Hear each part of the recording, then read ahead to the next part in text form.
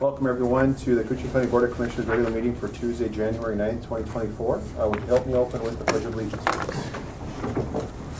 I pledge allegiance to the flag of the United States of America and to the republic for which it stands, one nation, under God, indivisible, with liberty and justice for all. Thanks everyone. First item of business is to approve the proposed agenda with additions and or deletions. We do have one addition. We'll place it under county financial business under item 3B. And this is regarding a jail equipment purchase for our new jail facility. Any other additions? No. Okay. With that, I would accept a motion to accept the agenda with the addition. I'll make the motion. Thank you, Commissioner Roach. I'll second. Thank you, Commissioner Hell. Any discussion on the agenda? Hearing none, I'll call the question. All those in favor signify by saying aye. Aye. Aye. Opposed? And motion carries. Thank you. The next up is to approve the minutes from the January 2nd, 2024 regular meeting. I'll make the motion. Thank you, Commissioner McIntyre. I'll second. Thank you, Commissioner Hell. Good job on the minutes. Any discussion on the minutes? Hearing none, I'll call the question. All those in favor signify by saying aye. Aye. Aye. Opposed? And motion carries. Next up is financial business. And we will do items A and B together today. And we have an addition in there as well. So would accept the motion to approve the courthouse claims and the highway claims. I'll make the motion. Thank you, Commissioner Roach. I'll second. Thank you, Commissioner Hall. Any discussion on the claims? Hearing none, I'll call the question. All those in favor signify by saying aye. Aye. Aye. Opposed? And motion carries. Next, we will ratify the Public Health and Human Service year-end claims.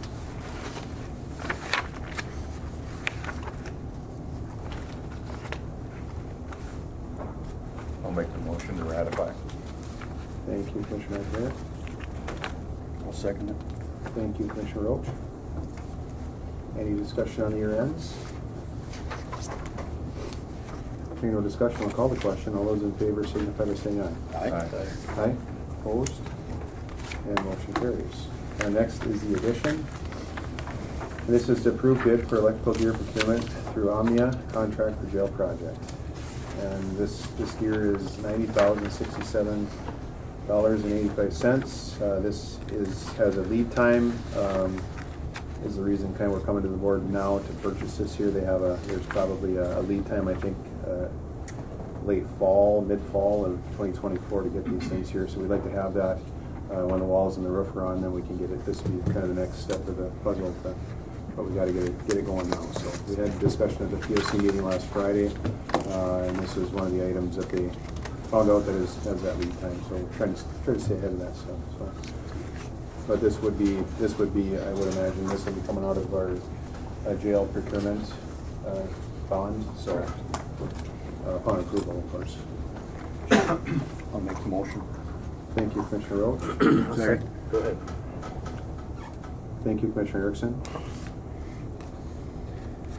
Any discussion? This may happen a couple more times before we get all rolling. There's a few things there that we've noticed that are going to have to go out ahead of time and maybe sit in storage if they come a little early, but we'll at least have them when they get ready. So same with this here. If it comes a little early, that's fine. We'll at least have it when we need it. So I appreciate the support. Any other discussion? Hearing no other discussion, I'll call the question. All those in favor signify by saying aye. Aye. Aye. Opposed? And the motion carries. Thank you. Next is human resource, and I don't see, is Mary here? No? Mary's not here today, Mary's but I not can here? report on that. Okay. We just have So a, this is just a notice to hire. Colin Koshik was hired as a part-time E911 dispatch correction officer, and his start date was December 22nd. and notice hire does not require motion or, and this is just a notice of hire, correct? Okay. So, welcome to Colin, and thank you.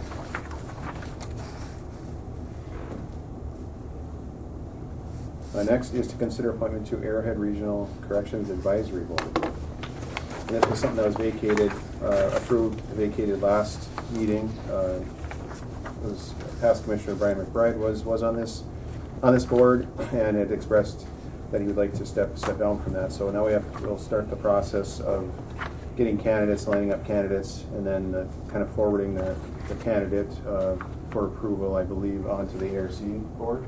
Is how it works. So we didn't really make any approvals or have anything, because it was an abrupt addition, and then we just kind of had to figure out how this all kind of worked together. So I think once we get that figured out, we'll be accepting people to express interest for this. And Adam's looked into it a little bit, if he wants to explain it a little bit. Sure, I can just, the advisory board for the Arrowhead Regional Corrections is, their bylaws talk about having at least 9 members, but not more than 22, and to be made up of representation of law enforcement, prosecution, judiciary, education, corrections, ethnic minorities, social services, and lay citizens. And the advisory members should be representative of all member counties. So Ryan, I think, was considered a lay citizen for that. Okay. And the process for appointment is applications. So people can make application. I would advise that the board choose a person or two that they think would be good representative on this board for Koochiching County. And then we can reach out to them and have them make application. We can submit it to the ARC board, and they ultimately have the decision to approve that person for the advisory board. So just open for discussion today, or narrowing it down. If you guys have ideas on who you'd like me or you to approach for this appointment. Any questions? No. So, Sorry, Mr. Chair. I spoke to Sheriff Hedlund and County Attorney Glaskley to see if they had any ideas of who might be good. They talked about Chuck Sari, just retired from deputy service. They talked about Rich Maston, potentially, if he's interested. Judge LeDuc's name came up as potential. I think Pete Kaler was mentioned as well. He's got a lot of experience around jail and that piece too. So just names to consider. Certainly there's probably a lot more out there that would be good as well, but looking for direction from the board how to proceed. I think they have a meeting on the 19th of January, I believe. I believe you're right, yes. It'd be nice to have the applications out there for a minute, if anybody has any ideas, and then we can, make sure these folks are interested and submit their names to these, and maybe if we have a qualification, or just a letter of interest from them, perhaps, then maybe we can send them to the administration director and kind of move forward. Maybe at the next meeting or the meeting after. I think they meet quarterly on this advisory board. So Commissioner Hell, you're on the board right now. I'm on the board, yes. That's every third Friday of every month. So The board, yeah. board, yeah. So yeah, we could technically, if we get that done, we could pass it along to Commissioner Held and get on the agenda at the ARC to kind of get that appointment figured out too. So if we have a list of names and through our application process, we could maybe just submit them and have that, and maybe have those interested people approved, 2 or 3 of them, whatever, however many or all of them, and then just pass them along. Commissioner Hell, take the ARC and kind of go through the process there. So, Any additional names that you want me to? I spoke to past Commissioner McBride had mentioned Commissioner Pavlik had been on and may be interested as well. Past Commissioner Pavlik, I should say. So he had expressed interest, and he had been on that board for many years as well. So has lots of insights and knowledge on a lot of how that works too. So as a consideration, he would enjoy or was glad to offer himself to do that. So when I did speak to him. So anyone else? Anybody got? Well, maybe we can give it a week or something, and if anybody has any thoughts or ideas of people, just forward them on, and we can discuss at the next meeting, and then forward it on to Destry and go from there. So All right. I don't know that we need any action on that item, so we will move on to approve the 24 committee list as recommended during the January 2nd, 2024 Committee of the Whole meeting. We went through every committee, kind of figured out where we're at. I think there really wasn't a whole lot of changes. There's some additions and some verifications on some of the committee appointments. And again, if there's committees that conflict with something or can't make whatever these meetings are, please reach out. We can adjust committees or take certain committees at certain times. We ran short for a while, so that would be no issue for us to kind of do that. We've already kind of have done that in the past. So really no big changes. So what you see here is kind of what we'll be approving at the last meeting. I didn't see anything that was needed to be adjusted. I don't think. I think Ricky and I are going to work together on a meeting that I'm in the area anyway in Virginia, so I think that I can, as long as I'm there, I might as well go to that meeting and he does not have to run down there to do that. So if that's okay, I give him kind of a one free day a month anyway. So and it can work like that too. If there's a committee or something that you can't make, I think it's important too that we try to get to these committee meetings and be present. So, and I know we are, and I know we're all working at that. So anyway, but right now we would be looking for approval of the 2024 committee appointments. I'll make that motion. Thank you, Commissioner Roach. One second. Thank you, Commissioner Hell. Any discussion on the appointments? Hearing no discussion, I'll call the question. All those in favor signify by saying aye. Aye. Aye. Opposed? And motion carries. Thank you. Approve 2024. Next up is to approve 2024 Association of Minnesota County Committee appointments and voting delegates. This is basically saying who we get to have on the voting boards as members of AMC. So it's our commissioners, and I think it's Derek Foss, the Director of Health and Human Services, and I think Matt Gwynn, the Environmental Services Director, and Nathan Feibel, the Land and Forest Director. So that's our voting delegates that were approved. I think we're committed to 8. I think we get to have. So those are our 8, and I hope they're all on board with it. If they didn't get asked, you're nominated. So they'll be informed. Okay. That's all right. So with that, we look for a motion to accept the AMC voting delegates. I'll make the motion. Thank you, Commissioner McIntyre. I'll second it. Thank you, Commissioner Roach. Any discussion on the AMC voting delegates? Hearing none, I'll call the question. All those in favor signify by saying aye. Aye. Aye. Opposed? And motion carries. Authorize annual recording of employee dishonesty and faithful performance bond. This is insurance to bond us out of prison if we make a wrong decision. No, I don't know. This is our performance faithful bond. I believe it's, I'll explain it a little bit. I read it, reread it, and I'm still a little fuzzy on. Basically, this Minnesota statute requires that county carries insurance for directors and elected officials to cover them in any type of litigation, I guess,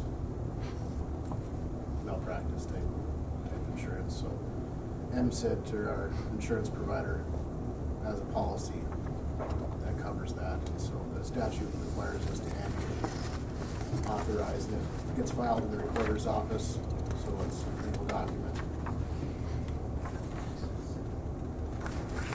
It is a requirement to cover us for any type of lawsuits and litigation or mitigation or anything like that. So this is an annual, I think it's an annual deal that we do this? Right. Yeah.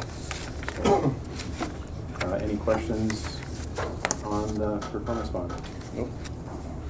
With that, I would accept the motion to approve that, or to authorize reporting of the employee dishonesty and faithful performance bond. I'll move. Thank you, Commissioner Erickson. Support. Thank you, Commissioner Hell. Any discussion? Hearing none, I'll call the question. All those in favor signify by saying aye. Aye. Aye. Opposed? And motion carries. Next up is resolution to execute Minnesota Department of Transportation grant agreement for airport improvement and authorize board chair and county attorney to execute this agreement and any amendments. I believe this is for the fuel farm. Yeah. It was a 97.75% federal share, 0 state share, grantee share, which is ourselves, the county, and the city of National Falls is 2.25%. So the federal committed dollars are $377,346. The grantees, which is ourselves and the city of National Falls, are $8,682.25. So our actually we're 50-50 and half on that. So our commitment here is $4,341.13 for $377,346. So $385-ish thousand job for $4,341. That's an excellent. Excellent return. Excellent return, and I know it was required to be done, I believe, so, Yep. but still an excellent job and continually improving and keeping that up to date out there, so that's excellent return for our investment there. And with that, I would accept the motion to adopt that resolution. I'll make the motion. Thank you, Commissioner Hill. I'll second it. Thank you, Commissioner Roach. Any discussion? I believe that project is done, correct? It is done, yes. Okay. Only thing we have left out there is we have to, I believe it's this summer, we are removing the old fuel farm, digging out and disposing of tanks and stuff like that. That'll happen this summer. Okay. Excellent. Good work. Any other discussion? Hearing none, I'll call the question. All those in favor signify by saying aye. Aye. Aye. Opposed? And motion carries. Thank you. Next up, you're up, Mr. Pastor, and CFO. Appreciate you being here, and you have some news, news here in development of the facility. Yeah, good morning. I apologize. Our intention was to come before you before the newspaper article, but we weren't able to make that meeting, so we're really just here informational, just to kind of share our plans of what we're doing. There's a couple handouts there. If you look at the one here, this is the actual new hospital campus proposal. I'll take a step back. We, about 12 months ago, did a master facility plan. We were starting to feel strapped for space, especially parking. We have another MD that's coming in the fall, Dr. Chris Little, who's actually from the area. But before that happened, we had actually 3 providers join us from within the community, came over, so we don't have any space. So during the master facility plan, they gave us 2 options. One was to completely bulldoze our clinic and move all of our clinicians somewhere for a year, rebuild that, and then take each section of the hospital over 3 or 4 years and redo it. The cost for that was going to be about the same or actually more to do that, and it wasn't going to do anything with the infrastructure of a 50-year-old building. So we made the decision to buy 52 acres of land and go down the path of hopefully building a new facility. We're going through USDA financing. That's the only thing that could thwart this. If we don't get that, it's a low-interest loan. We will not be able to do this on our own without that. So in terms of other dollars, there's no dollars coming from the city, the county, the state. This is something we're going to do all on our own. So I'm assuming everybody read the article. I don't know if there's any questions about specifics. The exciting thing for me is actually phase 2. With some of our housing challenges in that, we're hoping that with the additional 32 acres to do some residential development and maybe some commercial development as well.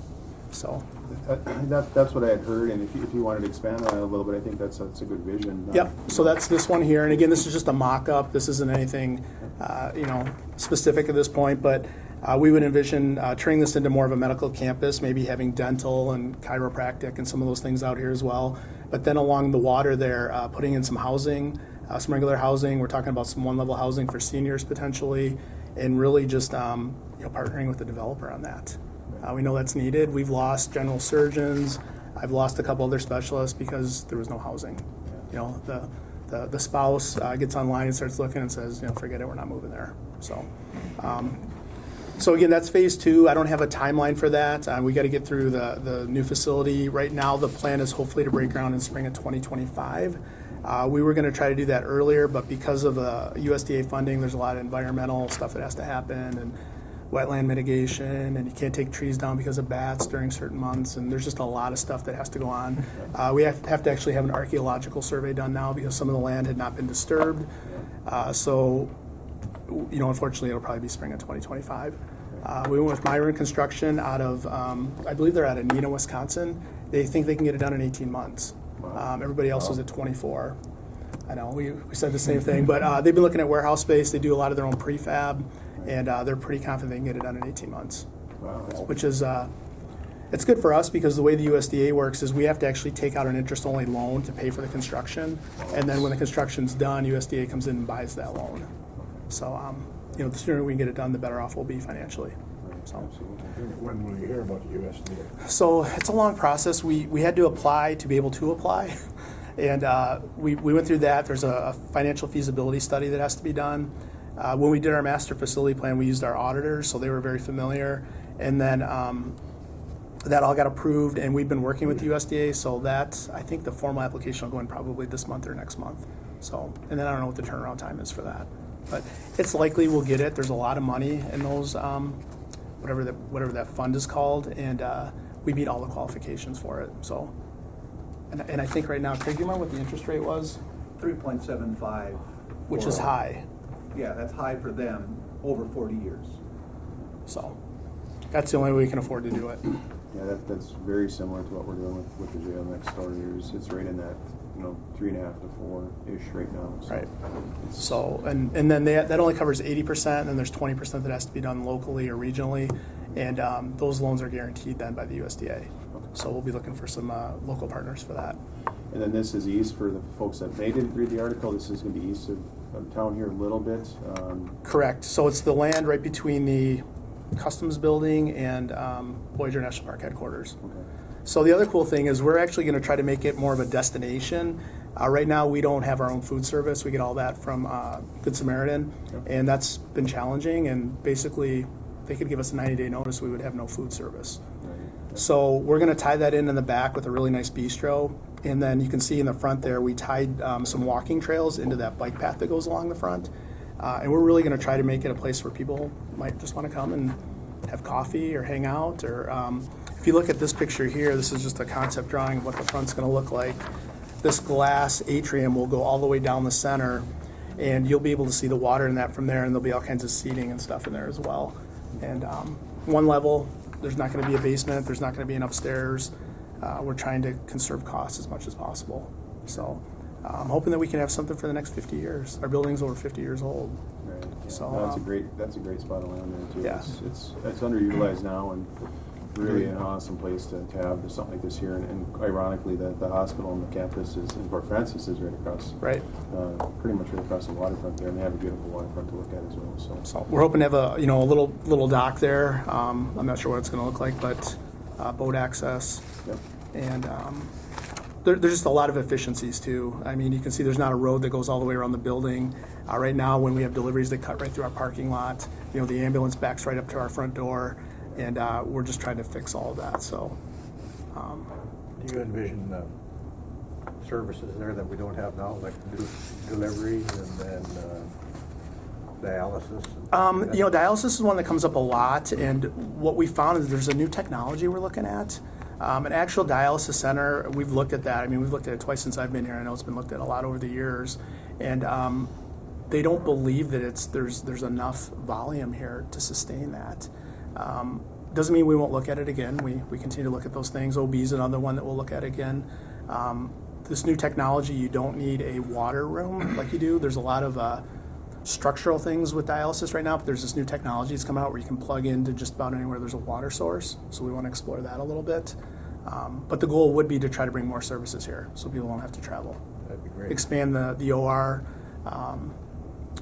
do as much as we can, become a regional facility instead of just a local community facility. That's kind of our vision. So building a new hospital will help us attract providers as well because people want to be part of that. Building the ORs out so we can have robots. A lot of the surgeons now all want robots. Everybody I talk to is like, well, we got to have a robot. So we don't have the infrastructure for that right now. So it's very exciting. It was a year-long process. We've really vetted this out.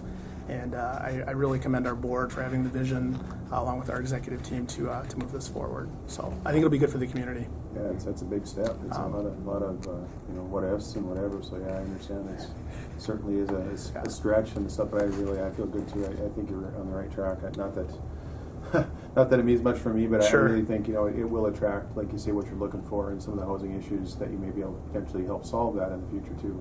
You know, right on site, and, you know, obviously we're trying to work as well with housing too, and county and city and county-wide actually, so we certainly see the issues out there as well, so, and sounds like you do too, so. We do, yeah. Taking care of it, but you got a great piece of land there too, and this looks fantastic, yeah, this Yeah, is thanks.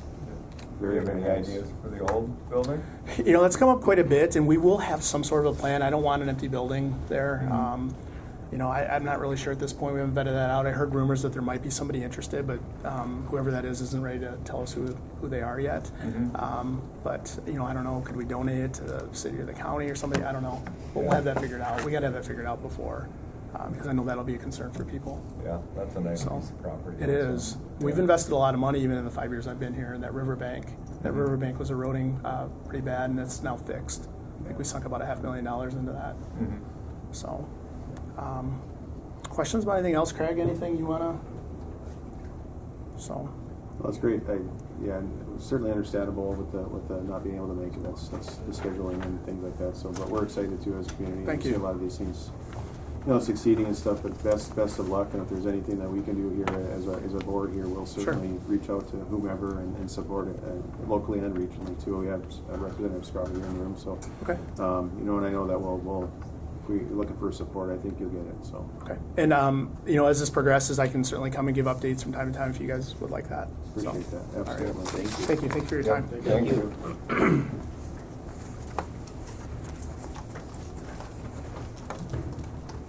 was wondering where the helicopter was going. Excellent. Well, thank you for that update again. Yep, thanks, Gary. And next up, we have sheriff business. You guys are moving quick today. We actually kind of, yeah. I was watching, I'm like, We are a oh, little early, I guess, yeah. which is okay.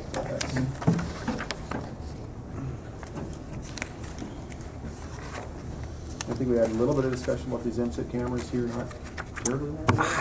You know what? I don't remember if we did or not. I think we had them or something. Yeah, because just a little background on this grant. So Carrie had MCIT put out a grant opportunity that we could apply for. So Carrie applied, and then I was back in October, and we kind of forgot about it. Well, then they notified us that we, in fact, qualified for the grant. So they awarded us a grant amount of $14,765, and that was based upon a quote we had obtained from Duluth Superior Communications, that's who does the cameras in the jail, for 5 cameras. 2 cameras will replace existing cameras that we have, and then 3 will be brand new to give us better coverage in places that we don't have cameras right now. And I know it seems kind of, you know, we're building a new jail, why do it? But the liability still remains. We still have to take care of the existing facilities. So this will improve our sight lines. So yeah, I would recommend that the board approve the grant, and this will be we have to spend the money, and then MCIT will reimburse us. So. Probably using for spares next door. Eventually. We absolutely can, and actually we're meeting with, I believe, DSC tomorrow about kind of that thing with the new jail, the location of cameras, and then what cameras are going to come over, and you know. But yeah, definitely have the opportunity to repurpose. Even if they don't go into the new jail, we have existing cameras within the courthouse that could be updated. So. I see this grant was for around $14,700. $765, yep, and that was based upon the quote we had obtained from DSC, and even though this quote was back in October, they assured us that they would honor it, so I don't foresee any, we can't spend more than $14,765 because that's what MCIT, we could spend less, but we can't spend any more. Well, appreciate the work on that, and thank Carrie for. Yeah, Carrie did all the work on it. Well, you know, these are sometimes tedious, some of these grants and the timelines and the waiting, but it certainly helps us out too. So appreciate all those opportunities that MSIT and that you guys do for that. So. And then I'm not sure on the actual grant agreement who would be the signature for the county. I would imagine maybe the administrative director or the board chair would be appropriate, but. will include that in the motion, and/or, maybe an and/or in Okay. the motion for the and/or administration director at Warren. Okay. So. And with that, I would accept the motion to approve the MCGL camera. Make the motion Thank you. with the approval of and/or vice chair or administration. Okay, sounds good. Support. Thank you, Commissioner Hill. Any discussion? If there's no other discussion, I'll call the question. All those in favor signify by saying aye. Aye. Aye, opposed? And motion carries. Thank you. Next is to consider approval of the 2024 Emergency Management Coordinator contract. And this is our annual contract. That we have to redo it annually with Willie Yes. Koochiching. There is no increase from last year. The total cost for his contract is $32,400. That breaks down to we pay him $2,700 per month to serve as our emergency management coordinator. Had the county attorney review the contract outside of a couple. It's funny, we review the same contract every year, but every year we cover a couple more grammar mistakes. So outside of that, there was no change to the basis of the contract language. So And obviously, Willie is on the hook for another year. Yeah. he's on the hook. He has agreed, even though all we endured last year. He's Yeah, no, or the year before, I should say. Yeah.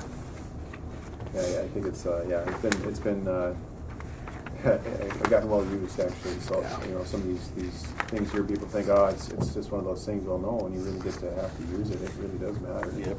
You know, and having all the, having yourself and really in place when those emergencies were happening was, I mean, we were ahead of the game right from the start. So Yeah. and there's been nothing but good communication came out of all of that. Very few hiccups and really went well. So.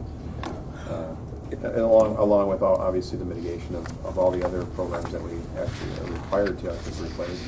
So We are to receive and that's the other part of it. It's not part of this contract, but for those of you that don't know, we pay Willie the $32,400, and we get a what's called emergency management performance grant from the state every year, and that's a 50-50 match. So we get about $16,500 from the state, and then the county contributes it. That's basically what offsets Willie's contract and pays for the emergency management activities of the county. But in order to get that funding, you're exactly right. Willie has to do all the correct paperwork, and you have to do quarterly progress reports, and then financial status reports, and you have to do all this reporting to get. Big book of stuff. Yeah, you have. That's all part of it. Our hazardous mitigation plan, which is a huge piece, even though no one has probably read all the pages of it.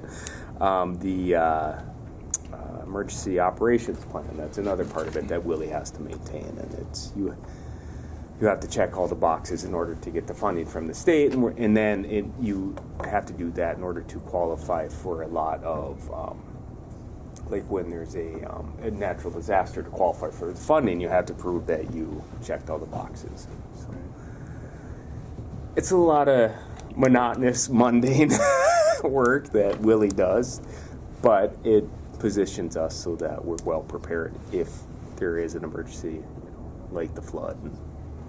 yeah, well, yeah, and that's seems like we've having those occurrences coincide with other emergencies that have happened, and we've had a kind of a run of those lately in the last 3-4 years.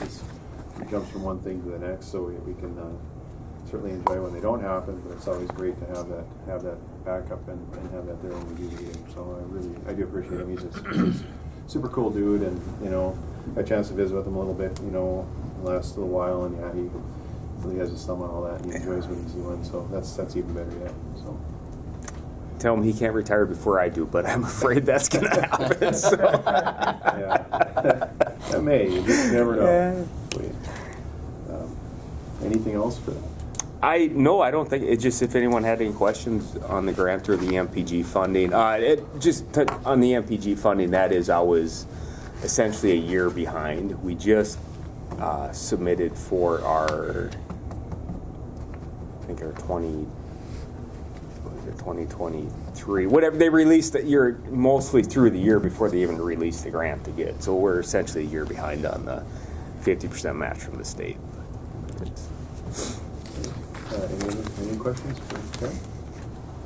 Right, I would accept a motion to consider the approval of 2024 emergency management coordinator. We'll make a motion. Thank you, Commissioner Howell. Second. Thank you, Commissioner Howell. Any discussion? Thank you, Karen. And Yeah, thank you. Hauschild. Yep. Hauschild Skraba, thank you for being here today. Really appreciate your commitment to the area and the region and to all our counties and to the state too. So really do appreciate you taking the time to come up here and visit with us and prepping for the legislative session. I'm sure here starting here in a couple of weeks. And we'll keep it fairly informal and brief, and I'm sure you're aware of some of these issues that we do have. And please, anybody too in the audience, certainly pipe in. This is a community effort and some of the community things that we're looking at and dealing with. So if you want to kind of preface with kind of what you see going on and some of the goals and stuff, certainly go ahead. You want to go first? You want me? Go ahead. Why don't you go ahead? You got here first. No? Okay. Again, thank you for doing this. We do this periodically around the district. We have 5 counties: Itasca, Cooch, St. Louis, Cook, Lake, and a lot of the needs are the same. Basically, law enforcement, jails, as you're going through that now, ambulance services, like front number 1, the senator's on a task force, and that's going to be. Hopefully we'll see something from it, but it's an issue that affects everybody, even across like where you guys meet, St. Louis County, no man's land. It's out there. Who does what, and shared services, things like that. And in our district, Ely, same thing. Lake County, St. Louis County. Lake County is way down there, the seat, and we're way up here. So there's nothing that can't be solved, in my opinion, unless you're a school district, then we got real, those are a little more unsolvable, not quite as easy, right? Mm-hmm. But what I see from the county issues, road repairs, I don't know if you guys ever enacted that tax, the road tax. Did you guys do that? Did that help you a lot? I think the revenue is around 850,000, so Okay. it certainly did, and Yeah. boosted our supplemental budgets, which obviously helps. You can kind of tag on it with other jobs, Right. facade jobs, things like that. So Right. definitely. And helps. St. Louis County has done a fantastic job with it. I mean, they got way more than that. They have Duluth feeding it.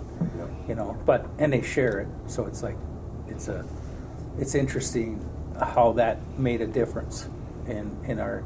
So that not to take it off the table, but the townships haven't felt it, and you guys don't have townships, so.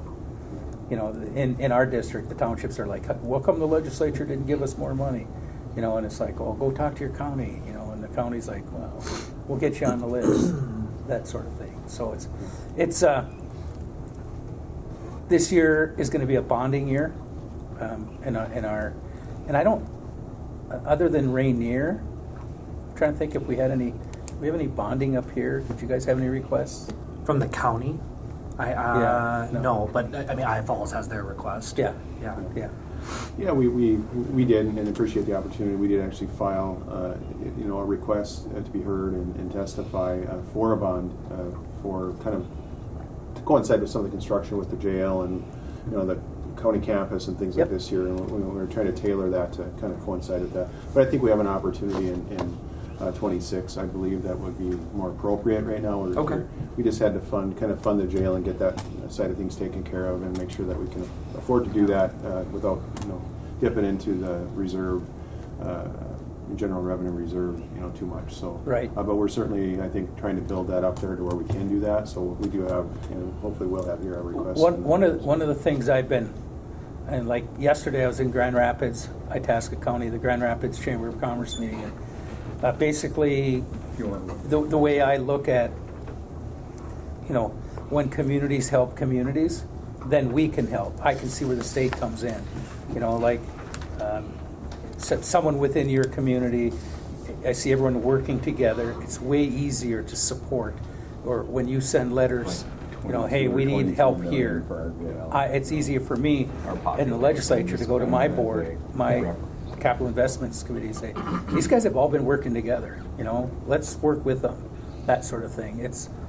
And it goes a long way. Everyone wants that. When everybody wants the same thing, it's easier. Can't say it's going to happen, but it's easier. It's when you can't get to that point, you know, then that issue needs more work, you know. But and I was going to say something at the meeting about your airport, the 97.5 or Yes. Yeah. yeah, it used to be 98 or 1 or 2%, but I think the airport administrator using to get that new fuel station or fuel farm, that's big. That is a big deal. I know in Ely, when we had all the tankers going with the fires, we were always 8,000 gallons short. We were always waiting on a truck to show up, and the bombers would go to Hibbing or to Duluth or somewhere else to get fuel. And I was like, what are you doing?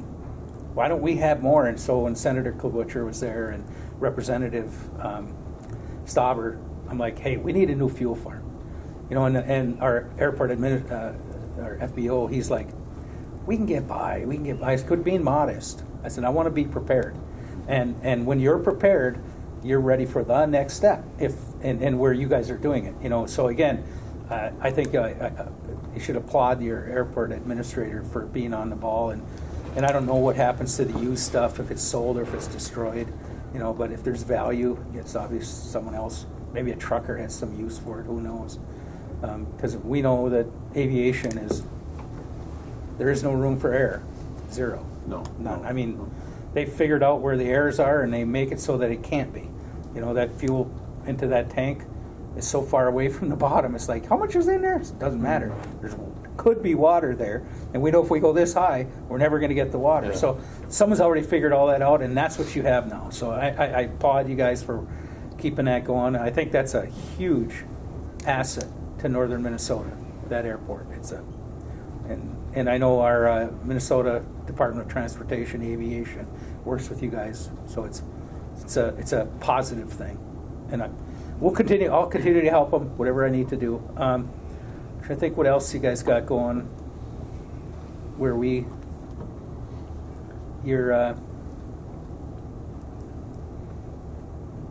I was just thinking of a meeting we had at Mizpah, just about the ambulance. I just kind of brought it up secondhand, and they're like, yeah, I can't believe it, but didn't he say it's like 45 minutes to get an ambulance? Mm-hmm. I'm sitting there thinking to myself, there's people in the boundary waters that get hurt and have an airplane to them faster, right? Then you can get an ambulance, a road to your place, and I'm thinking, where are we here? And the hospital administrators are all about continuum of care. The first responder that shows up keeps it going. The ambulance isn't so important as long as there's someone there to care for that person until the ambulance comes. But to me, hope is knowing that I'm getting to that next level. I mean, it's okay for you guys to help me keep going, but I need to know that I'm in the next stage to get better, and there's a lot to that, how you react to your first responders. So how that gets solved now, I don't know. I know I made comments earlier last year that the obvious answer is to raise taxes. I mean, that's, if you want better service, you have to pay more. So if you want to pay more, you can take it from the taxes you have, but something else isn't getting it. One of these other department heads isn't going to get what they want if you just take what you have and give more to one area. So at some point, we all have to come to the realization that an ambulance service is primary. It's like it's like the fire department, and it's like the police. It's not on that level right now. It's a level below, and we have to either bring it up or just say, okay, 45 minutes is 45 minutes. That's the way it's got to be, and that's what we'll do. But if you want more, somewhere along the line, we're going to have to figure it out. And these guys have some plans. I'll let you speak on it, but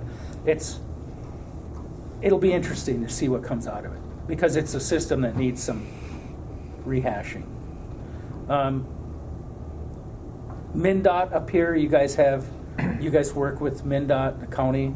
I mean, you guys have got a pretty good relationship. Very good. Yeah, and I'm trying to think of anything else that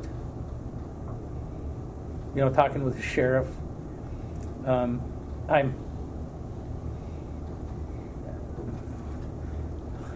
if I had a magic wand, there'd be more money in mental health. Just let you know, because everything comes down to that. Yep. And to me, it's the elephant in the room. We don't want to talk about it. We need to start talking about it.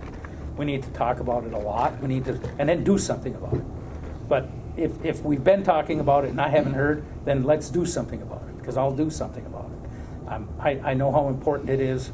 I've got friends, don't have family, that are going through it, but I have friends going through a lot of mental health issues, and it's something that it's like even in the metro area, our colleagues that we have to deal with down there, they have just as big a problem as we do. So it's a common theme. But how can I keep thinking rural Minnesota is the place to solve a lot of these problems, because it's small enough we can manage it and we can say this is how it worked for us. Maybe it'll work for you, but we'll see. Other than that, just if you guys have questions after we talk, please, we'll see what we can do. But thank you. Well, I think you guys know Representative Skraba and I are pretty aligned on most things, honestly. Yeah. So a lot of the issues he talked about are things that I also am working on and working with him on. I think this last session was had a lot of deliverables, and I would just say at the onset, and I've said this before, my real focus was trying to stay out of sort of this national nasty politics that we have in our country and focus on just delivering on some key priorities that we have, particularly financially. So this last session, the focus really was on doing some historic funding for education, child care. We did some stabilization grants to get that going. We did the local aid to governments and the PILT formula change. Obviously, that was really critical for Cooch. We did some border grants for your local businesses here and border communities like I Falls, Social Security exemptions and public safety funding. So a lot of that I was really, really happy to be a part of. I would say as part of that, my real focus is I have 4 committees, but the 2 that I truly care about are taxes and environment. And the reason I care about those 2 committees most is because it's where we were able to get the money in taxes for PILT and local government aid and public safety and all those things that I really cared most about. And I led on and authored a lot of those bills. And then on the environment, to really stop a lot of the more extreme regulatory schemes that we're coming up with on the left, but also delivering on outdoor recreation and trails and boat landings and Crane Lake debt relief and all of these things that were really, really critical, I think, to our community. So being on the environment and having Roger on environment in the House, I think is a really good partnership because we're able to really agree, I think, on most of that stuff and really just deliver the money where it needs to be. So that's my take kind of on the last session, but we're here to look forward. So what I did is a couple of months ago, I launched something called Northland Strong, which is just my initiative to try to do more outreach in our communities. As you guys are well aware, we have the largest district in the state. Mine's the size of Massachusetts. Yours is probably the size of whatever, Vermont or whatever it might be. Ours is bigger than 9 states. Yeah, bigger than 9 states. And that means it's really difficult, right, to have like thoughtful conversations with every constituent. A lot of these suburban members can have town halls and invite their whole community and, whoever wants to show up can show up. I can't do that for you all in I Falls from Hermantown. Mm-hmm. We can do Zoom, we can do technology, we can do phone calls, but at the end of the day, we have to be thoughtful about our outreach and be sure that when we're in communities that we're doing our best to make sure people's voices are heard. So this Northland Strong initiative is meant to do round tables, do outreach on particular topics that I think can help me and hopefully Roger come up with legislative priorities for the next session so that we're organized. Because the legislators that are the most organized, the legislators that have plans, are the ones that are usually the most successful. If you just sit back and wait for others to come up with ideas, usually it's going to be harmful to greater Minnesota. Usually it's going to be harmful to places like Cooch. And so the best thing I can do is hear from you all and think about those things. So the 5 categories are safe communities, strong families, protecting our outdoor heritage, innovative economies, sort of that diversifying our economy, and then making sure that Minnesota continues to be a state that works. And what I mean by that is, we have a progressive tax system in Minnesota. And you can agree or disagree with that, but what we are known for in Minnesota with that progressive tax system is that we have a state that arguably should work really well and has in the past. My fear is that we lose that, right? That Minnesota becomes inefficient, that we don't have the permitting processes we need to be effective, that we don't have agencies that are set up with the staff that are needed to deliver for county commissioners on little projects that you might be working on or issues you run into. So I'm trying to figure out, how do we take that rural and greater Minnesota lens when it comes to our policies and our agency priorities and make sure that they're thinking about how it impacts rural communities and rural counties like Cooch. So that's really what that category is about. So I'm trying to think about, when I look at funding, when people come to me with bills, how do I make sure that there's funding for rural communities? How do I look at the formulas for education, for transportation disparity aid? How are we making sure, like the PILT formula, how we change the PILT formula, how are we doing that with other policies in education, in environment funding, in DNR funding, in all of these different pockets of money? I want to do everything I possibly can with my side and with Roger's side to think about how we direct money and support and get our agencies to focus on greater Minnesota. I think the next session obviously will be much quieter. You can't get much more crazy than last session. So I think it'll be pretty quiet. We have a budget surplus. It's about $2.3 billion. We anticipate, I had a meeting with the governor's office last week. We anticipate that the surplus will grow with the February forecast. But we do have obligations in 25 and 26. And so I don't think we will be spending much of that money because we'll need it for future use. But where I do see some things coming down, bonding, as Roger alluded to, it's critical for our communities, especially for Cooch, that we get bonding. And there's a couple of reasons. One, everybody likes money from the state for projects. But why it matters for our district is because when we consider things like a sales tax request for our local communities, I'll give you an example. Proctor had a half-cent sales tax request last session. Bloomington, Minnesota had a sales tax request of half cent. So both the exact same sales tax request. Proctor's created tens of thousands of dollars. Bloomington's created hundreds of thousands of dollars because we all go down to the Mall of America and IKEA and spend money in Bloomington and they take our money. And so we need bonding money and more than our fair share of bonding money to make up for that difference, is my argument, which is why our district got some of the most amount of money in the last bonding bill. And something that Roger and I did, because we're different parties, is we didn't tell our leadership what projects we were working on. Because if they knew that Roger was working on the Rainier, whatever, I don't know, I'm just making up. The dock. Yeah, the dock, Which right. I got. Right. The dock over at Rainier. Yeah. Right. If his party would have known that I was working on They would have said, well, that counts for you. Yeah. And it's like, well, no, it's not my project. When it came out, right.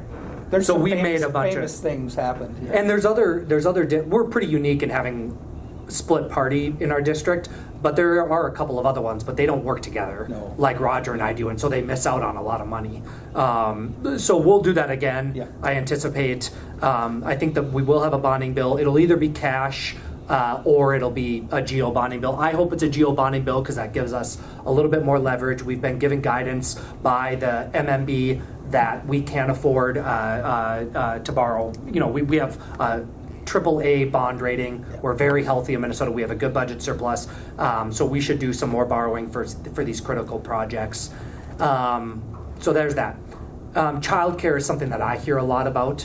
And I know that there's some folks that'll say, well, I raised my kids back in the day. I didn't need support for childcare, or I don't have kids anymore. How does this help me? Well, I'll tell you that it does help you because we have shrinking communities here in the Northland. It's the truth. Every single community in our district is shrinking, except for maybe one or two. Or maybe in my part of the district, not yours. And we have businesses that are trying to either expand or open up in our region, or going to the IRRB to consider where to settle. And the two issues they bring up are housing and childcare. I was just in Ely the other day talking to the hospital administrator, and they are thinking about opening the hospital, operating a childcare facility because Ely doesn't have one right now. And so we have to figure out how do we make sure that childcare is addressed in greater Minnesota so that our employers feel confident in the workforce they can recruit to our region. We all want vibrant streets. We want kids riding their bike around. We want our schools filled. We want to feel like there's a future in our communities. And I'm telling you that investing in childcare, and yes, getting the state involved in childcare is one of the solutions. I'm not saying it's the end-all be-all. I'm not saying we should take over childcare, but we do need to provide some sort of subsidy to help our employers and help our communities thrive. The third one is what Roger talked about, and I don't need to focus too much about it. You probably read and heard. I know there's issues in Cooch and I Falls with EMS, but the truth is your healthcare services and getting an ambulance shouldn't be dependent on your zip code. And we have to figure out there's a fundamental breakdown in the way that this is funded at the federal level. The feds are basically leaving us to hang to dry because they're not funding Medicare and Medicaid the way they should, which is leaving it to the state and us to fund the gap. And so I'm looking at, I called for this EMS task force. I asked the governor and the leadership to create it, so we created that finally. Now we're looking into short-term solutions to stop the bleeding, trying to get some short-term money. And frankly, I don't care if I want it for the whole state. I'm going to author a bill that's $125 million just to get us back to even with EMS. $125 million. We're not going to get that. We're not going to spend that much money this session on that. So what I'm trying to focus on is let's introduce that bill as a starting point, and then if we can just get money for our region to bridge the gap for Cooch and for the range, that'd be my ultimate goal. Then this task force needs to look mid to long term on what do we do to help pressure the feds to change their reimbursement model. What do we do on this public service areas to make sure that they work for our communities? And then how do we get buy-in from all these different regions to think about innovative ways we can look at EMS services, maybe an innovation zone where we pump in grant money to a Koochiching region to think differently about the way they do ambulance services. It's a politically precarious conversation. Yep. Nobody wants to lose out on a service maybe they're already getting, but I think we have to think differently about the way that we do this, and any help you all can provide us as local electeds to give us some cover to say, you know what, these guys are just doing their best to talk about ways that we can provide EMS services and make it so that it's funded in a way that's reasonable, I think would be helpful. And then the last thing is permitting reform. I think there's no question whether it's mining or timber or small businesses or transmission lines and energy, we have to think about the way that we do permitting in Minnesota, and that goes back to my State That Works initiative. How do we look at that? So I'm going to be looking closely at those initiatives and figuring out, can we get to 34 votes in the Senate, and can we get to, what's the votes in the House? 60 some? 68 or 65. Because ultimately everybody has different priorities, different people feel differently about different industries, and my goal is to just make our state more efficient while still making sure we protect our land and all the things. So those are what I see coming down the pike. I don't anticipate there being a lot of other spending issues this session. I know we want to talk about a lot of issues, so I don't want to talk for too much longer, but let's dive in. I'm happy to take questions too on some of the things I mentioned. So thanks so much for having me. Questions, anyone? Oh, go. Thanks a lot.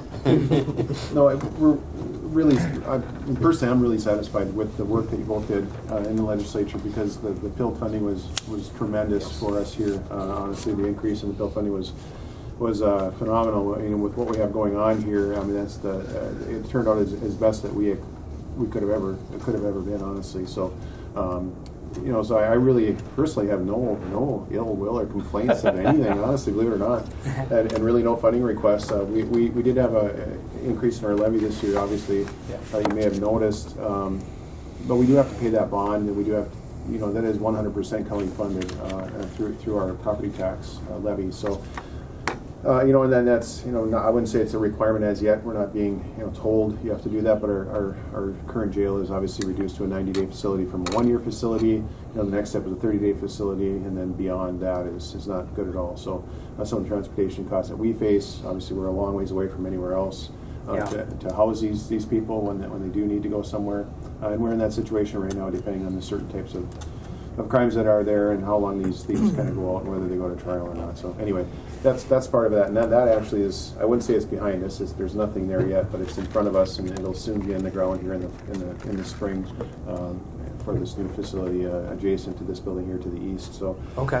that will be firing up here, and we'll obviously give notice to that to both of you at the time too. And I think the groundbreaking is we're shooting for early summer for groundbreaking. So hoping to have it enclosed and then completed by the end of 2025. So, Great. And the cost is about 23 million. We're hoping not to exceed that, and that's going to include the sheriff's quarters and things like that. So, just a little brief update. We did kind of beef up the sheriff's department this year too with the addition of 4 deputies in the county that we do have. It's a large county.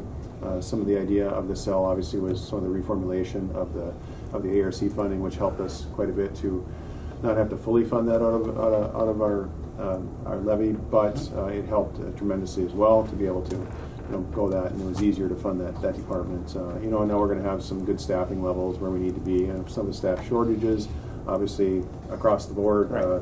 The staffing level, or the staffing shortages for nearly everything are it's hard to get, and law enforcement was one of those areas too. So we really kind of took the initiative, as did the city, so we kind of beefed up on that end of it, which is good, and our community is going to be safer because of it, and our staff's going to be safer as well. So, Yeah, great. I think the biggest thing that, one of the things that we'd like to kind of focus on, and I want to bring Nathan Heibel here, our land commissioner, in here, and I want to let Nathan kind of discuss this and go through this, and he and I have spent some time, intimate time as the board, on some of the tax forfeited land issues. Yep. And, you may have heard. Oh. Everybody has heard, right? Have I So- ever? I think I'll be the author on the bill, probably. So, Well, yeah, and that's our anticipation that Yeah. possibly would be, and I'm gonna let Nathan and Nathan, we pull a chair for Nathan. You come right on up here. And, we'll grab you a chair because he's gonna be the VIP here for a second. Yep. And he's I'll let Nathan introduce himself. Thank you.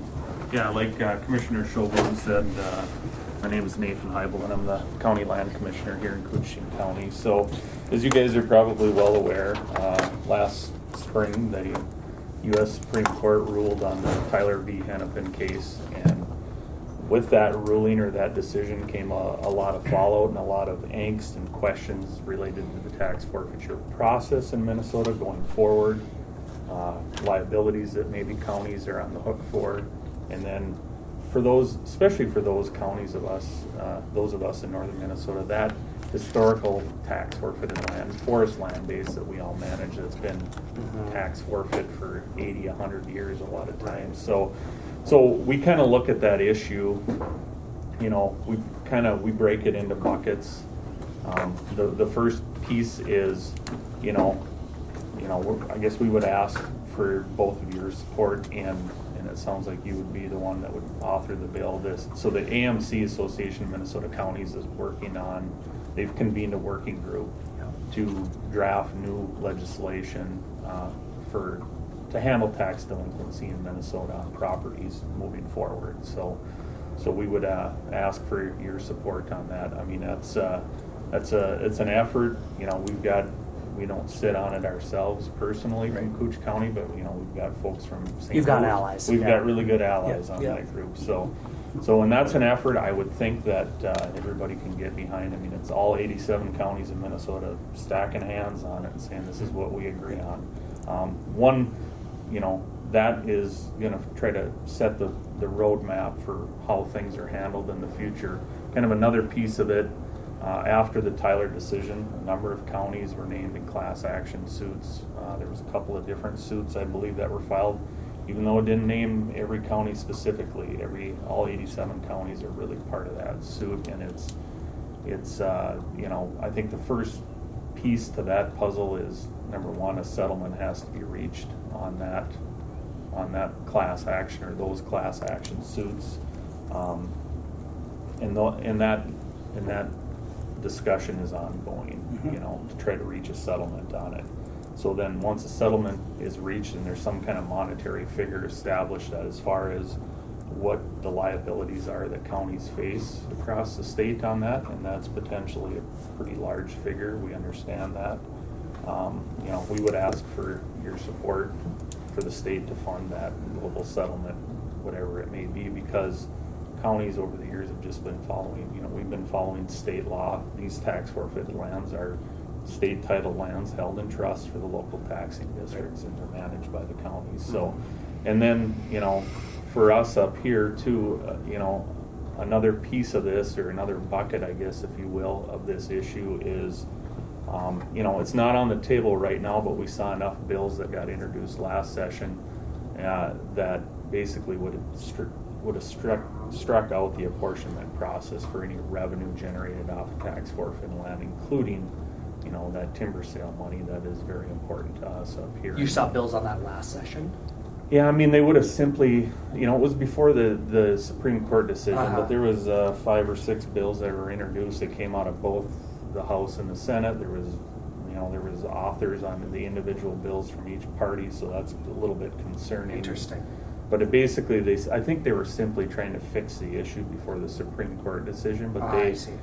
they struck out the apportionment process, and they said basically the county, once you cover your management costs, the rest of the revenue goes back to the former owner, not understanding up here in northern Minnesota we have tax forfeited land that's been there, it was essentially abandoned when it was, for whatever reason, whether it was during the Depression and it wasn't great farmland, or timber companies owned it at the turn of the century and they kind of cut and ran and just walked away from it. How do you return revenue back to the former owner of something that's been forfeit for 80, 100 years? So that's not really on the table right now, but I think it's more of an awareness thing for both of you, that we would ask you to kind of keep an eye out. And if some say road bill comes out of left field on that tries to go after that again this session, we would just ask. And AMC, I'm assuming, has that on their radar too? Yeah, and then it's really, I think this particular issue is probably a bigger issue for those, say 15 or 16 northern Minnesota counties. Right. We're managing collectively 2.6 million acres. I have told AMC and Paul McDonald, who's chairing it, that whatever they come up with has to work for northern Minnesota first. I'm not doing what so it should. But I'll bring it up to them. That historical tax forfeited forest land base is, we all understand how important it is for not only directly to the county, but our local economies, for outdoor recreation, to the benefits really provides to folks across the state, clean water, clean air, all of that stuff. So habitat, recreational opportunities, recreational trails. And for me, this notion, the Tyler case, there's a project right now on Cab, I think it's Cab Togama, trying to find a spot for a wastewater pond, a treatment system. And tax forfeited land is what they have. Well, we can't do anything because we don't know what's going to happen. Right. And we need to solve this. There's no reason to walk on eggshells around, can we do the right thing? No, let's just walk in and say, here's the deal. And set a statute, and then we'll go with that. So, I'm with you 100%. Obviously, if I author it, it's not the same as if we get a Democrat to author it. The trifecta doesn't work everywhere all the time. But whatever, the senator does, we're going to follow. To me, it's a big deal. Yeah, you could be on. You'll be on the bill. I'll be on the bill for sure. And and it's not settled yet. The class action global settlement there hasn't been an agreement reached obviously on it, but it's sounding like that look back period is going to be maybe 10 or 11 years. So that'll, if that can be reached and that topic kind of be taken off the table and settled, that's a relief. That's a relief. Yes. Yeah. And then we can hopefully get something passed to kind of set the framework for how things work in the future, and we're kind of off to the races, or the new norm, I guess. So I think a couple things. One, sadly, oftentimes what happens with government, as you guys have seen, is the government will wait until things are absolutely unequivocally on fire and burning down before they send emergency aid, right? It's what we're seeing with EMS. It's like, oh, we have issues. Oh shit, we actually are going bankrupt and losing an ambulance service. And then the government steps in. So I say that because I do think there will be some difficulty in preempting this in getting the money ahead of time to bridge that gap before they see the damage that it's done. And I hate that that's the way it is, but I'm going to fight for it, certainly, and I think Yeah, you will, and I think a lot of us will. absolutely. Yeah. I worry that the response will be, well, nothing's happened yet, let's just wait and see, and that's an unfortunate way of looking at things, but I will push back as much as I can. The second thing related to that is, as I just alluded to, the budget is tighter this year, right? So we have a surplus, we need it for future years. Hopefully the February forecast looks better, which is what, by all indications, is what we're hearing. But I have heard as much as 100 million plus to do the bailout on this bill, which is, again, similar to the EMS. That's a lot of money for one issue, right? So I will certainly fight for that, but just be aware of that dynamic. The third, and this is more the insider baseball thing, and I haven't even talked to you about this yet, but I think an opportunity we could have, and there's other ways to do it too. Last session when we were negotiating bonding, you need a supermajority to do a geo bond bill, which means we need Republican votes, like Roger, who was always great on it. Yeah.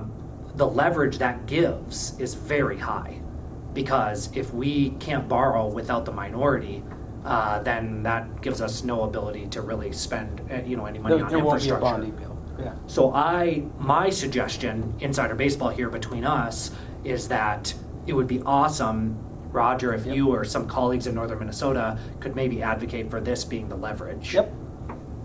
I'm looking at it. Yeah. There's 3-4 things that we need Right. for your side to agree, then we Right. get something out of it, then we can vote. It's how bonding works. Yeah. Last year was a freak year. I mean, there was so much money that the leverage was already in front of us. There was no leverage. And now, and I don't know what's going to happen. I heard talking what's going to happen, but this is something that it's not that hard to do. And everyone in the district I represent benefits. Because, like you said, a majority of the land, tax forfeited land, is public land that we use. And it might have been from a mining company, it might have been from a timber company. I don't even want to know how much is in the boundary waters that was taken in and then made True. wilderness. True. And does that go back into it? Do you look at that, pre-64?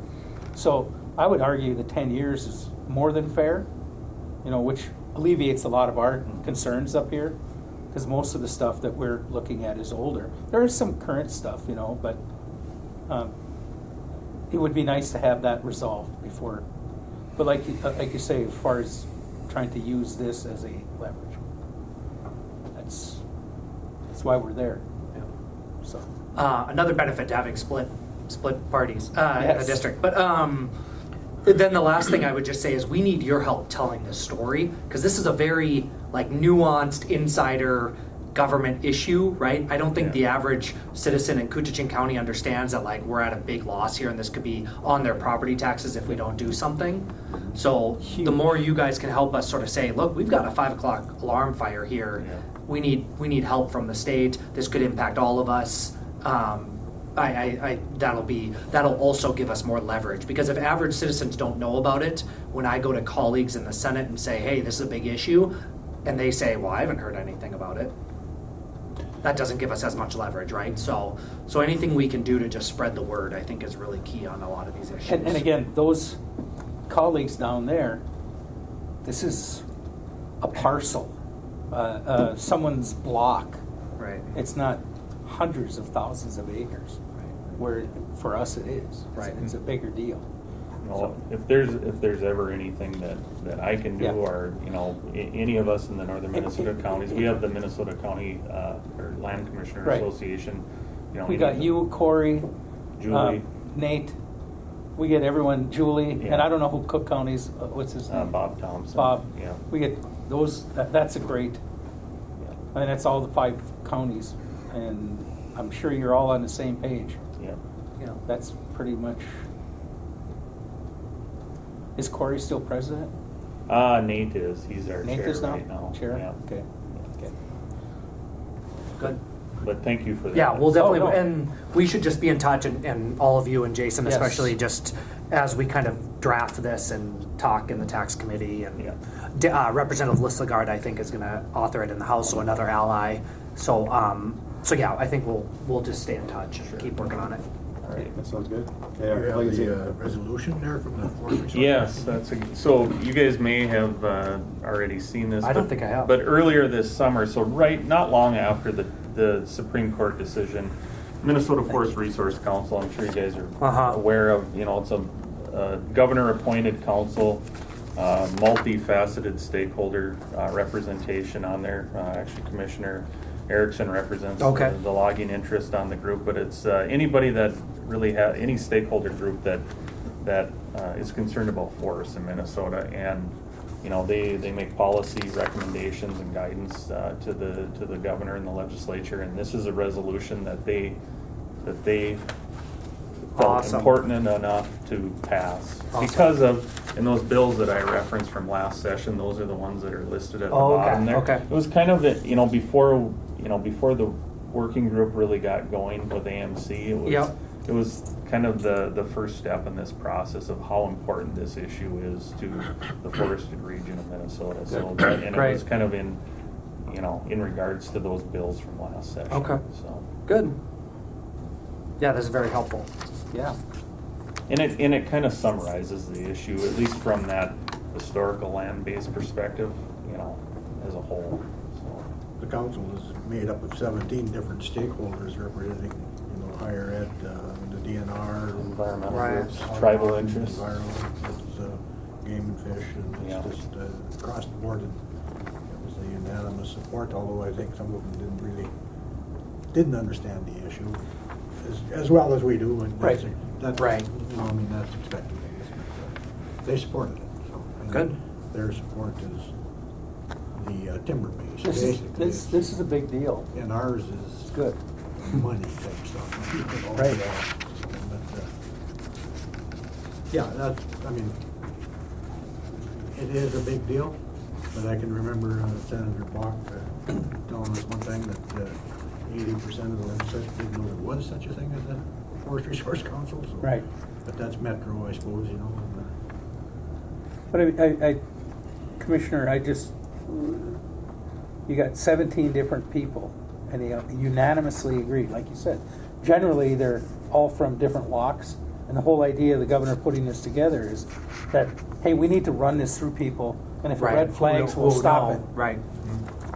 This is tourism, all green. This is good. Yeah, I'm happy. That's awesome. Good.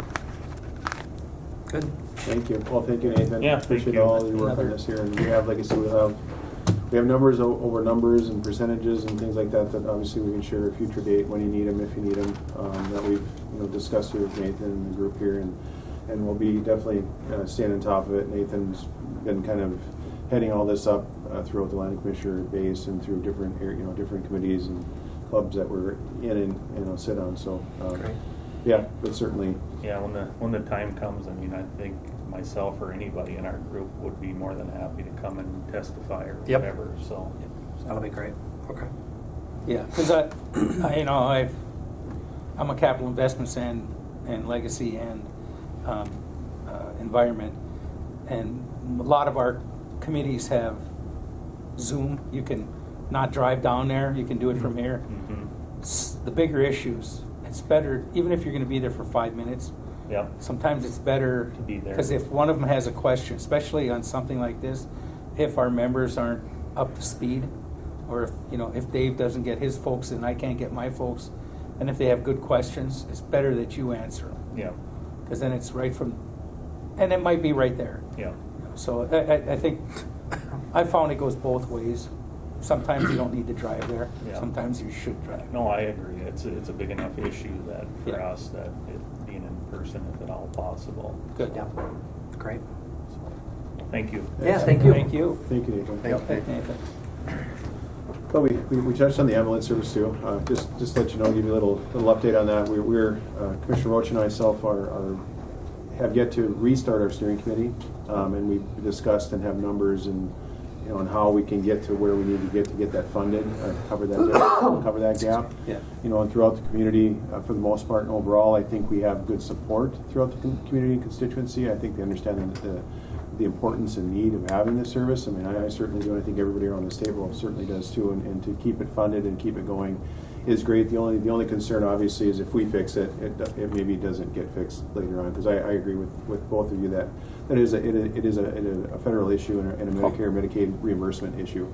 And the formula, what that looks like, would look like a train of work to do, I suppose. But at the same time, I don't want it to stop either. I really think that this isn't just an issue here in Koochiching County. It's an issue in St. Louis County. It's an issue in Montana. It's an issue across the nation, basically. When you read articles from coast to coast, and especially in the rural areas where you're waiting 45 minutes to 2 hours for an service. So, I mean, we understand that that part of that, and I really think taking care of our own here is going to be a good approach. And I think we'll have some community investment, community involvement, and investment in that. So, and I think we all care, and they do a great job for us. And what would you do if you didn't have that? Your rural areas would shrink and kind of slowly get smaller and smaller and smaller, because it is a big deal to get us to that next level of care. Right. So, but rest assured, we are working on that. We actually have quite a bit of the numbers. We'll probably be moving on something here in the very near future. We'll reconvene and kind of figure out how we're going to get to that spot. I think we have good agreements on numbers and costs. That's great. And I think the method of how we get to that number of costs is the only thing we really got left to discuss. So, we've had good response throughout the community. So I think that's positive. So, I guess. Commissioner, just on Yes. that note, on the ambulance note, when I was mayor still, before the election, the city of Ely, town of Morris, town of Fall Lake, all had to put $60,000 in to keep the ambulance going. Otherwise it was on then. And it was like, today, not next week, now, today. Yeah, we won't have payroll. And we just did it, they did it again in November for the 2 more months, 3 more months. Okay. So it's hard to do that. It's hard to legislate. It's hard to spend money you don't have that you take from savings to do. And some, like the city of Winton, doesn't have that kind of money. They raise their levy to have it, but people are already complaining. How much my taxes went up? And it's like, okay, it's like we're sensitive to that, absolutely. But at the same time, as you're going in the ambulance, the testimony we heard in Virginia, the guy that was he got to be in the ambulance. And he's like, I'm telling you, it's worth it. I'm here because of it. And it does change the tide, the way you look at it. So what I mean is, the federal government, I talked to 2 federal people, staffers, and they both said, don't count on it. We can't move fast on this one. Because when you open up Medicare, Medicaid for ambulance, every doctor says, well, I need more for that hip replacement now. I need more for this. I need more. And then everyone once that door is open, and that's the way it was explained to me, once you open that door, everyone's going to go in. And I would say the same thing about the state money. Yeah. Once you open the door to state money for EMS, whoa, we need state money for X, Y, Exactly. So it's better when the local, does it, and clean, in my opinion, cleaner, because it's real. It's you invest in it, you get it. Well, and it's a smaller part of a bigger problem, and I think we can solve the smaller problem immediately or fairly quickly. Yeah. And then I think as things go along, but I think it's going to be strategically. Call it whatever you strategically will. I think it really needs to be a transfer. I'm personally, I'd like to call it an ambulance transfer fee, because that's truly what the issue is. And get that attention and get that out there and spread that district-wide, statewide, and so on and so forth. Not that it necessarily has to be exactly that, but that's truly what it is. I mean, because it isn't the personnel, it isn't the ambulance, it's the fee that we're getting to run to here and there. That all that other stuff is in good shape. All that other stuff is working. But the fee and the reimbursements for that, the regular insurance fees are working fine. For myself, I took the ride too. Yeah. And whatever that copay is, you pay, but the insurance and whatever it costs them to do my service or to give me that service is covered. and they're whole, and that's the way it should be. Yeah. So, looking at it, they just can't collect enough from the MEs and the whoever else Right, has these Exactly. insurances. And our population That- is aging. Exactly. Yeah, So, so- and that's shifting. And I know you know the numbers, and I won't reiterate them. And we went through a lot of these locally, which and it is an important thing. And the longer this goes on, the more important it seems to become. So like you say, locally, I think it can be solved and will be solved. But So, doesn't diminish the fact that I'm still on the fence saying, Yep. then don't open a door, create a new one. Add a bill that says, we'll reimburse this for this more, we'll increase it.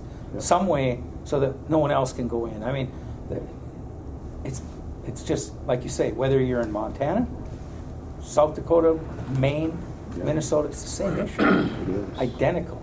Yeah. And I'm talking with the or ambulance director, and he's like, we're flush, we're okay. Mhm. And I'm like, you're all volunteer. Yeah, 100%. I go, well, that's why you're flush. If you have to pay anyone anything, it quick. They also have a small service Right, area. right. Like it's like, but what I mean is, if it's not being done for free, it doesn't make money. It's impossible to make money. It's a tough role to Yep. have, and they got taxed with that service many years ago, and things were fine, and it wasn't an issue, and now Right. things, with the employment the way it is, and the coverage that we need to get that person to the next level of care, you need to have those types of people in the back of that ambulance to get you there. So I just want to, we don't need to stay on this issue, but so I'm working with the Coalition of Greater Minnesota Cities on this bill, and one thing I was really adamant about, to your point about, we don't want to fund it if there's possibility of support. We don't want to make it look like we shouldn't need state support, right?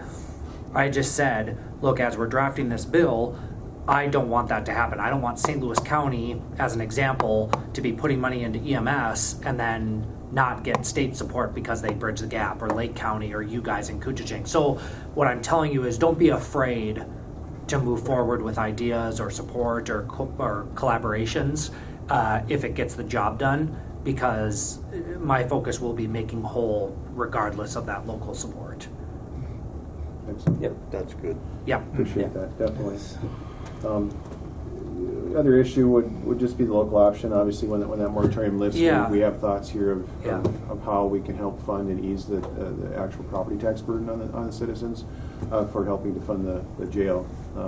With the proposal, or at least a thought of a proposal of 0.5% or 1% or something for the term of the loan. So, and the funds have to be encumbered prior to having that authority anyway. So I think we have some time to look at that and work on that. Oh, okay. And I think we're okay in that respect. Oh, okay. For now. I certainly would be happy to try to get an exemption or whatever. I just, Well, it would take a lot of, take away capital on other initiatives we're working on, and that'd be my only concern, but I can try. No, and I understand that. Yeah. I think so far we're okay because we're prepared to bond for our next phase of this Okay. development. And I think we can afford to do that for Okay. now. And then like I say, I think the end of 2025, when this Yep. construction is done, we're going to go into that bond year in 2026. Okay. And we're going to get that stuff ready in mid 2025, let's say. And I think we can really, Okay. at that time, probably work into that as a possibility for 2026. So. And then, obviously, then we can put it to the voters and things like Yeah. that, and really get, some of the numbers just quickly. 52% of the inside of the county residents, are funding that, and 48% are out from outside the county. So Oh, wherever wow. they may be, Wow. we had the funding formula kind of updated through our LOST through the Yep. Minnesota Yep. State University. So Okay. they updated that from the 2018 numbers, and it's like 52-48 right now, which is. When you look at it, even if it's a 0.5%, and the 0.5% countywide grabs 850,000, Yeah. that's a bond payment for us on a $10 million bill, or on a $10 million bond. So, and then of course that would expire when the bond expires, the tax would go away. So anyway, So the way last time we did one in Ely, so if I put 52 cents on the table, I could spend $1. Is that what you're saying? well, it's if you spend $1, the 52% of that dollar, of that 1%, Yeah. 52% of that 1% is what you're actually contributing From the community, from the Right. county. From the actual From And then, taxpayers. yeah, locally, because ours was kind of a little more different. Okay. Back when we were doing Ely, it was like 25 cents. Okay. locally. Yeah, and Yeah, the rest you're was, more and the rest was. Was that right? Yeah. I was Oh, way okay, bigger. okay. I would And think your tourism would be And a bigger part of. we still the couldn't convince them. No, Is that right? Wow. amazing. It was That's just beyond like getting, amazing. You know, putting $1 in and getting $1.50, or putting Yeah. 50 cents in and get another 50 cents. Yeah, That's to me, yeah. that's makes So good that's sense. why I use that example. Okay. Let's put 52 cents on the table and you get to spend $1. Yeah. That's- Absolutely. Okay. That's a pretty good deal, you know. It's Certainly. I mean, we don't want to get these things out of control, but I think that's one way to and our at least house, an option. our house tax chair, Aisha, she's not a fan of local sales taxes. Like, just not. She sees it as regressive. Yeah. Which she's also a Minneapolis legislator. Okay. They have their own tax base. Yeah, it's a whole thing. Yeah. Come spend a night up here. Yeah, Well, exactly. and she would love it, but she would still tell you, you guys. I can did do get it. her up the North Shore, but I haven't gotten her up here. Next time. Yeah. Okay.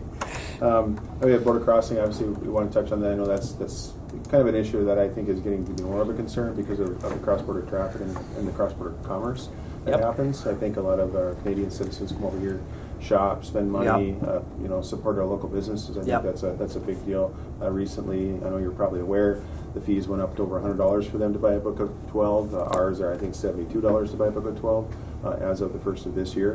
When I did go to Fort Francis and sat in on a local meeting there with a co-owner of the bridge, and he and I had a conversation. A member of the group that owns it, anyway, had a conversation on why that fee and funding did have to change. Is because of the insurance costs and the staffing time and things like this here are extraordinary for that bridge to even insured. It's hundreds of thousands of dollars. And then when they and one of his point was when that bridge was bought. There was COVID struck, and the bridge, quite honestly, was shut down completely. So you had very, very little traffic going across that at all for probably a year or better right there. So that was a big hit for them right out of the gate. So anyway, but the consideration of a new structured bridge, some people are concerned about that fee being high, and we do have border workers that are coming over here, and that's been a lot. And you look at land crossings, other border crossings, Badet, 70 miles away, new bridge, beautiful bridge, 0 fee. Go a little further down, land crossing, 0 fee when you cross in there. So I think that's some of the consideration, and honestly, that's with some of the federal construction that's going to be going on through the GSA for their border patrol, and in addition here, starting in a couple of years on the riverfront there. And I think their plan is to continue to use that bridge, obviously, to support that. So are cross-border you, travel. because it's privately owned, right? It's privately you're owned, you're yes. essentially asking, hypothetically, in the future, of building a public bridge? Well, that's some of the consideration. That's one option. That Okay. maybe not the only option. Some relief in the crossing and the border crossings. If we don't have to build a bridge, what is that worth? The bridge costs $50 million. What's it worth to have a stipend or some type of a So a subsidy to the private? some type of a subsidized type of deal to the bridge owners is some of the thoughts that I guess I preliminarily had. Doesn't necessarily mean it's right or wrong. It's just a thought to kind of help ease the pain for the local border crossers. So, like I say, I went to the first meeting okay, in Fort Francis, okay. and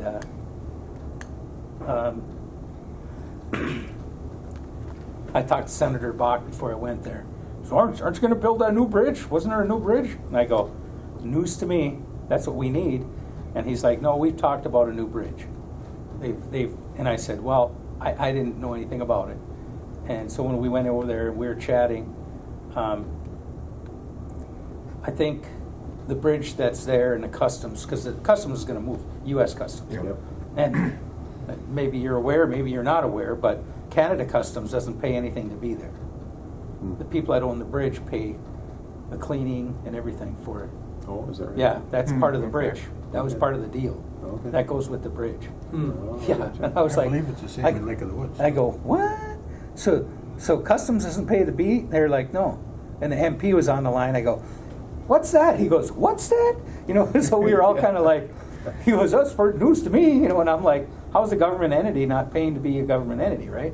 But because when the plant was there, Right. it didn't matter. It was like part of the fabric of what's going on. Yeah. So now it's not. So now these things are more exposed and what's happening. So I'm like, well, can we build a new bridge? You know, and the people that own the bridge are like, fine, build a bridge, but make us whole for our investment. Because you're in, you know, won't let any cat out of the room here. There's some of it's native owned, and they want to be, you know, taken care of. And I'm like, personally, I don't have a problem with it.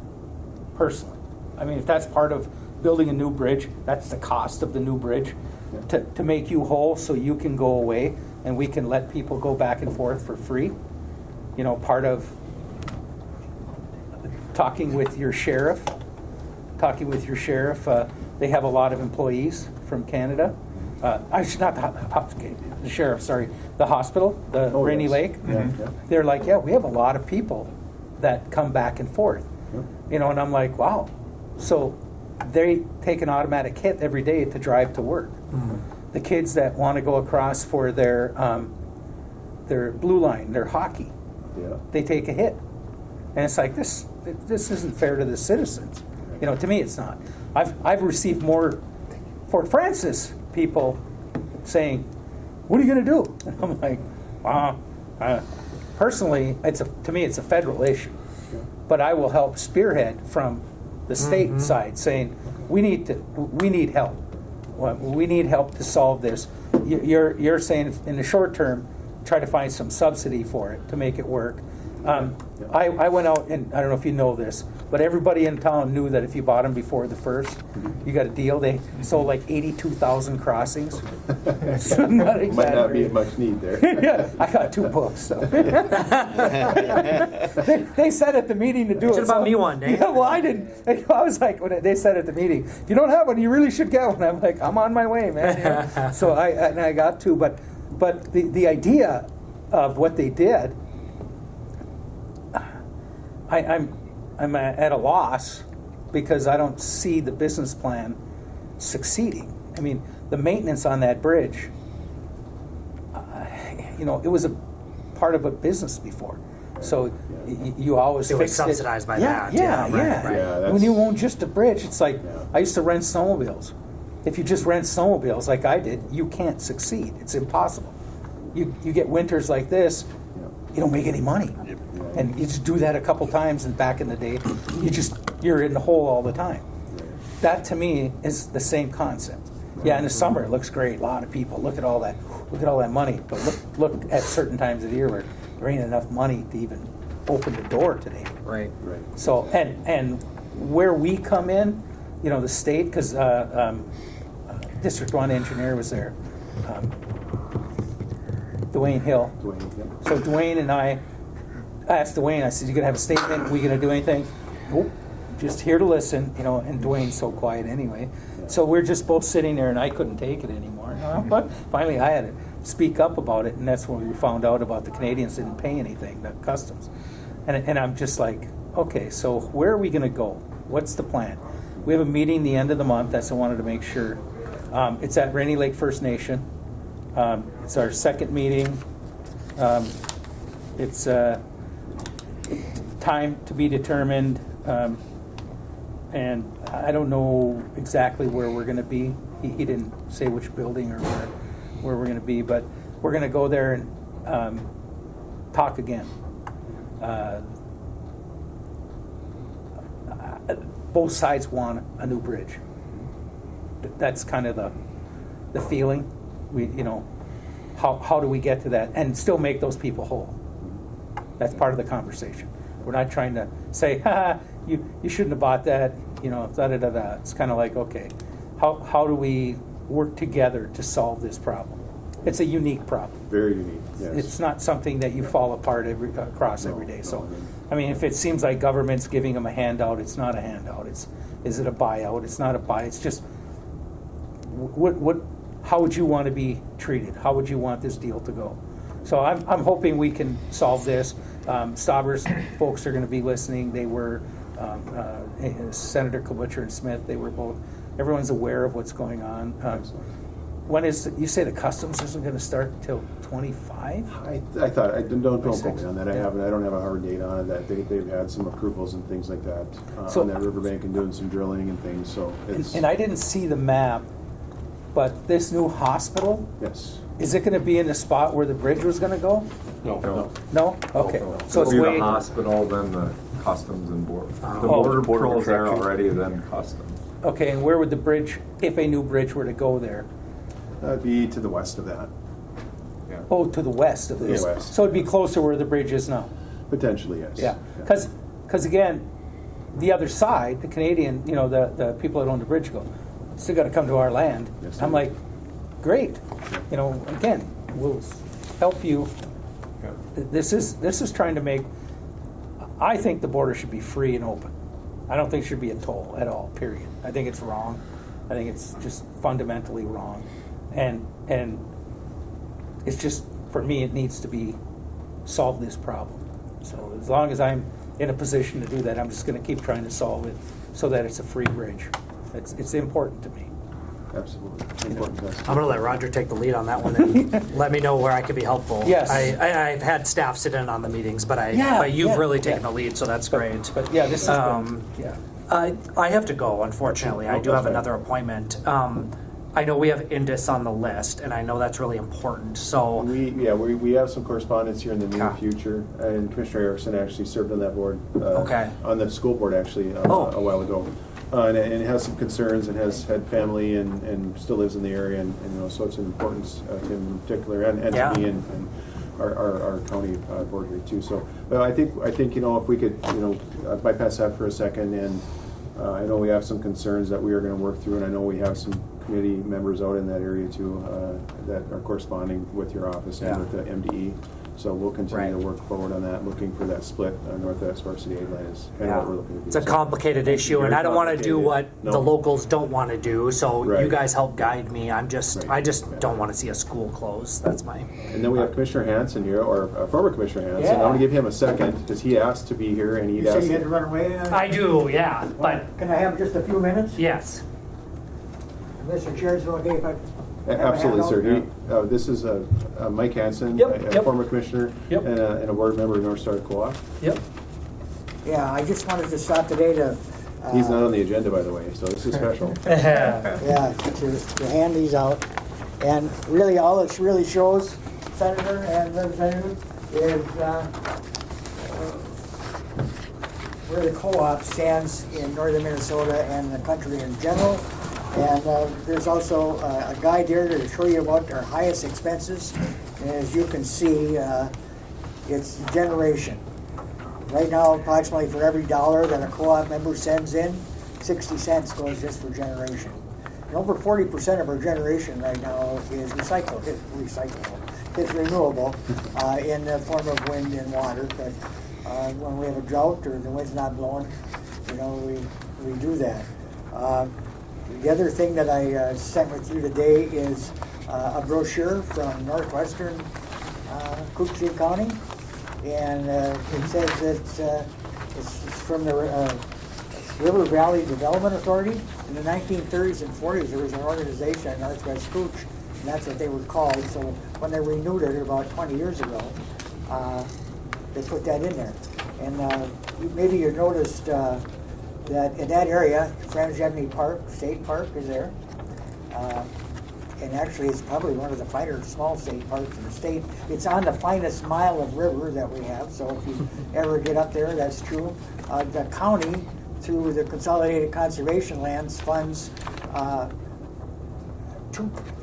4 parks and a couple of boat accesses, so they're free. If somebody wants to come and stay at Nelson Park, it's probably unheard of, and I know people that come there are kind of surprised, but you can stay free.